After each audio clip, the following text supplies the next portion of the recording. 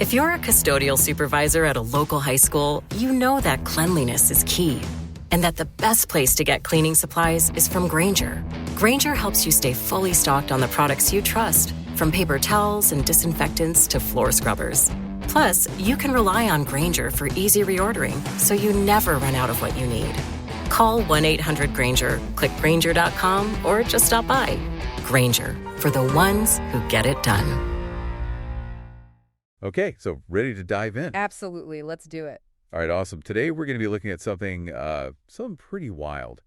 You know that Delta plane incident at Toronto Pearson? Yeah, the one that had everybody Googling like crazy, huh? Exactly. I mean, people were throwing all sorts of search terms out there, like Delta plane crash, Toronto plane crash video. Oh, yeah, I saw those. Even looking up specific airlines, right? Endeavor Air, Delta Airlines, all over the place. And you know, when you see those searches, your mind immediately goes to the worst case scenario. You know, you start thinking, oh man, another crash. Definitely makes you nervous. But here's the thing. It didn't actually crash. Nope, not a crash. Landed upside down, though. Upside down. A Delta CRJ-900 upside down on the runway at Toronto Pearson. And I bet for our aviation folks out there, they probably know. The CRJ-900, that's a pretty common plane. You see them all the time for regional flights. Yeah, Warcross of the Skies, that one. But upside down. That's not in the flight manual. Definitely not a standard maneuver, no. And that's what makes this whole thing so fascinating because, you think about the CRJ-900, how it's designed, weight distribution, the landing gear placement, all that, to land upside down and not just, totally wreck the plane. It's like how... It's a real head-scratcher, right? Like defies logic, almost. Well, and speaking of head-scratchers, we saw a lot of searches for video of Delta plane flipping. Oh, yeah, I bet. Everybody wants to see it. Because I'm trying to picture it in my head, and it doesn't compute.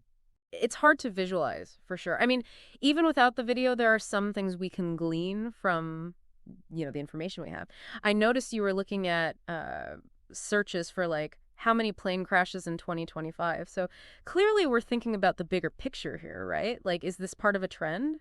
Yeah, exactly. Because when something like this happens, you immediately think, okay, is this becoming a more common thing? What's going on with aviation safety? Right, exactly. And what's interesting is statistically 2025 has actually been a pretty good year for aviation safety.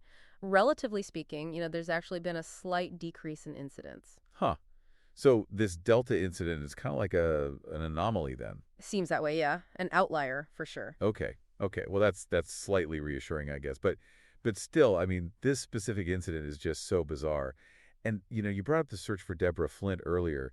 Now she's the head honcho over at the Greater Toronto Airports Authority. So maybe people were looking for official statements from her. Makes sense, right. But I was also thinking maybe they're interested in, like, her expertise. Oh, interesting. Like, what kind of safety protocols does Toronto Pearson have in place for something like this? Because, I mean, this is highly unusual. Yeah, good point. It's not just about statements. It's about, like, what does she know that we don't? Exactly. And that actually ties in nicely with another search term we saw, Toronto weather. Ah, yes. The weather. Always a factor, right? So was this a perfect storm kind of situation? Well, literally, right. I mean, because it's mind-boggling. We're looking at what's statistically a pretty safe year for aviation, and then out of nowhere, a plane lands upside down. Wild, right. And the fact that there were no injuries, it's almost unbelievable. Yeah, that's the silver lining for sure, but it definitely raises all sorts of questions, like, is there something specific about the CRJ-900 that we need to look at? Are there changes that need to be made at Pearson?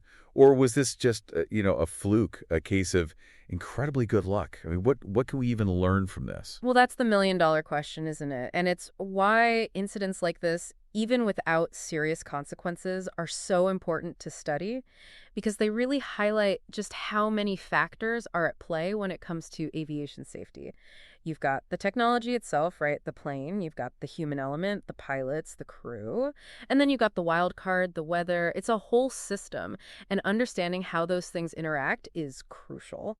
A delicate balance for sure. So after digging into all of this, I'm curious, for you, what stands out the most?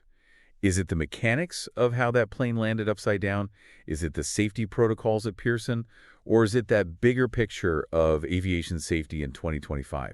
What are you walking away from this deep dive thinking about? That's a good question. I think for me, it really is that balance, that interconnectedness of everything. We can have all the technology in the world, the best training, the most stringent safety protocols, but sometimes things just happen. And those are the moments that really make you think, make you appreciate the complexity of it all, and maybe even make you a little more grateful the next time you step on a plane. Absolutely. Because even with all our advancements, we're still learning.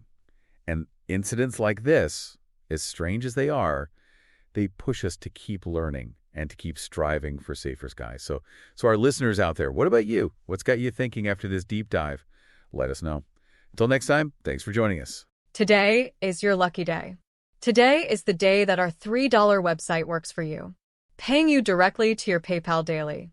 Imagine $3 ongoing continuous payments to your PayPal account. Imagine falling asleep and waking up to $300 in your PayPal account. How would this make you feel?